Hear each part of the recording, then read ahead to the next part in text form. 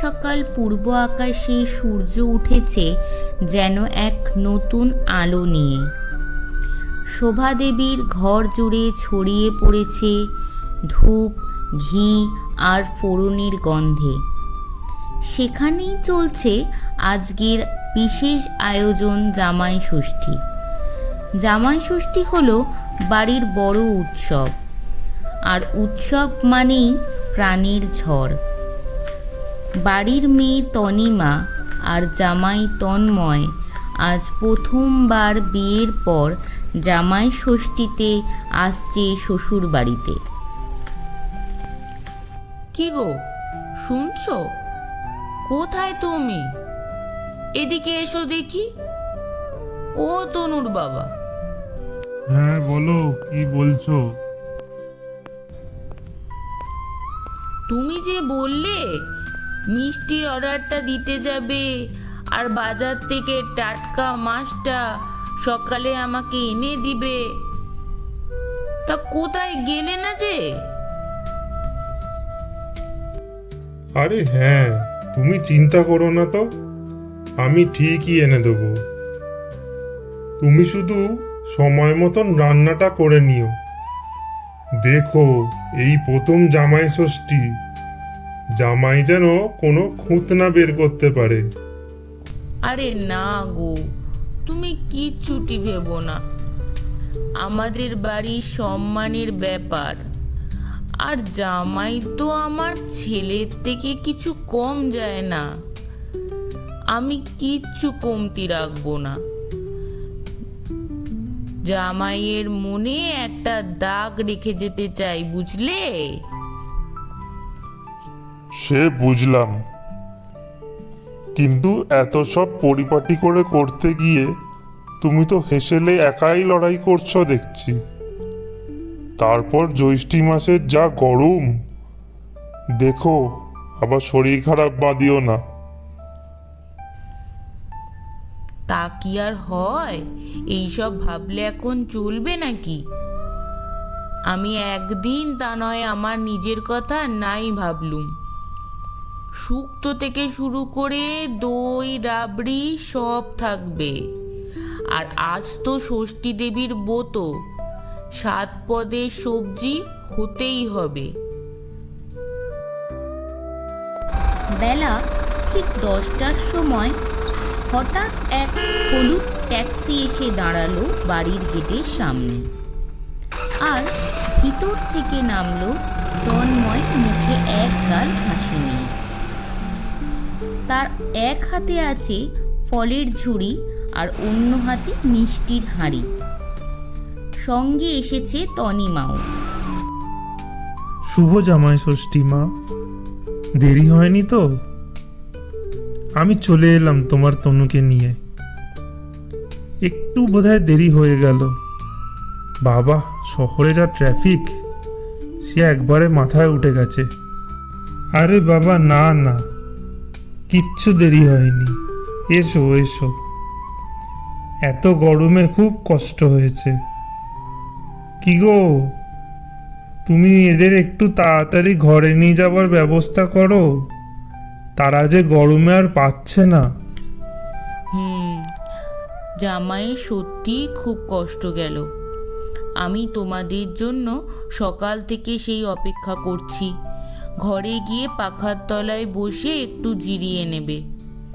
আগে শুধু নিয়মটুকু গঙ্গা জল ছিটিয়ে বরণটা করে নিই, তারপর সব হবে।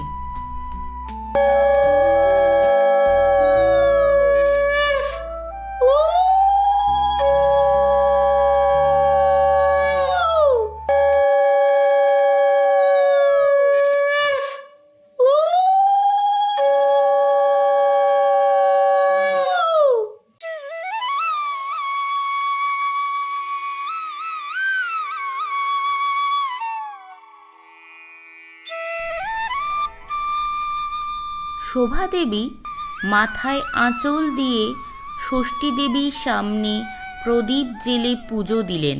পাশে তন্ময়ও বসেছে পুজোর আসরে। জামাইকে যত্ন করে ফল, মিষ্টি, জল সব কিছু একে একে সাজিয়ে খেতে দিলেন।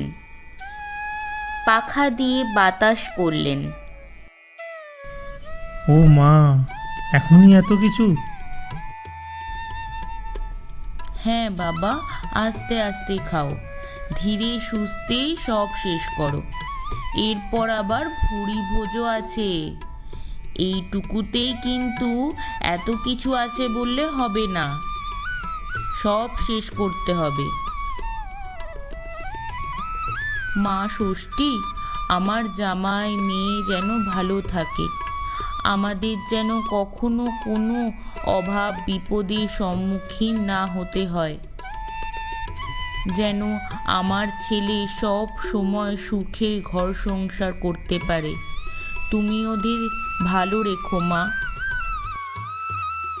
মা, তুমি আমাকে তোমার ছেলে বললে, এটাই তো আমার কাছে বড় পাওয়া, জীবনের বড় সম্বল, আরও একটা মা বাবা পাওয়া। তনু মা আমাদের একমাত্র সন্তান, আর তার সাথে তুমিও আমাদের আর একটা সন্তান। অনেক বড় হও বাবা, আশীর্বাদ করি। দুপুর গড়িয়েছে। দালানে বড় পাত পেতে সাজানো হয়েছে সরু চালের ভাত, শুক্তো, ডাল, 5 রকম ভাজা, কাতলা কালিয়া, চিংড়ি মালাইকারি, ইলিশ ভাপা, ভেটকি পাতুরি, কচি পাঁঠার ঝোল, আম টক, দই, রাবড়ি, পায়েস, আরও কত কিছু। জামাই বসেছে মাঝখানে, পাশে তনিমাও।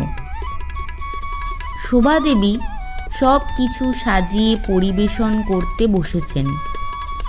আদর যত্নে তাদেরকে ভুড়িভোজ করাবেন বলে। বাবা তন্ময়, আর দেরি করো না, দুপুর গড়িয়ে যাচ্ছে যে। এসো দেখি, বসো। এইটুকু অল্প স্বল্পই আয়োজন করতে পেরেছি। এসো এসো, আসনে বসো। উমা, এইটুকু কি বলছো গো? এত সব কিছু তুমি যে একা হাতেই করেছো। বাবারও তো খুব কষ্ট হয়েছে বাজার দোকান করতে। ওরে পাকা বুড়ি আমার, এমন করে বলতে নেই। একটা বিশেষ দিনে এইটুকু করব না? আমাদের কি কিছু সকাল্লাদ নেই নাকি? বেশি না বকে তুইও বসে পড়, খেয়ে নে। না বাবা, আমি তোমার সাথেই খাবো। কতদিন খাইনি সেই আগের মতন। মা, আপনি এত কিছু তো রেঁধেছেন, আমি যদি কিছু বাদ দিই আপনি কি রাগ করবেন? উমা, কি বলছো যে? রাগ করব না বাবা, আমি কষ্ট পাবো, রাগ নয়। আমার রান্না যদি তোমার খেয়ে ভালো না লাগে তাহলে তো নিজেকে ব্যর্থ মনে হবে।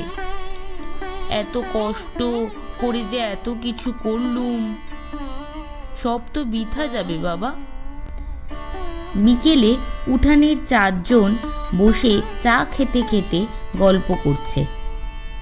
কখন যে বিকেল গড়িয়ে সন্ধে হয়ে গেল তা বোঝাই গেল না।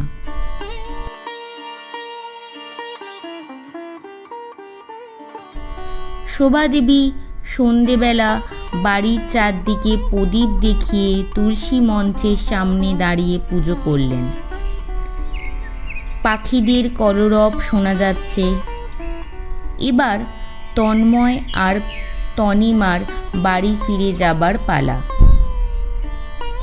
তারা ফিরে যাবার আগে মা বাবার পায়ে হাত রেখে প্রণাম করলেন। আজকের দিনটা মনে থাকবে। এত আদর যত্ন, আপ্যায়ন, এই আন্তরিকতা কখনো ভোলার নয়। এইভাবে ভালোবাসার মাঝেই যদি আমাদের জীবন কাটে তাহলে আর কি চাই? বাবা তন্ময়, তুই আমার ছেলে, এটা কখনো ভুলিস না। আমার আশীর্বাদ সব সময় তোমাদের সাথে থাকবে। হ্যাঁ, আমি এই বাড়ির জামাই নয়, এই পরিবারের সন্তান। খাওয়া দাওয়া, গল্প, হাসি ঠাট্টার মাঝে পার হয়ে গেল জামাই ষষ্ঠী। কিন্তু মনে রয়ে গেল বন্ধন, ভালোবাসা ও শ্রদ্ধার ছাপ। রক্তের সম্পর্কের চেয়েও বড় হয় মন থেকে গড়ে ওঠা আতিথেয়তা। উৎসব তখনই পূর্ণতা পায় যখন ভালোবাসা হয় নিঃস্বার্থ ও আন্তরিক।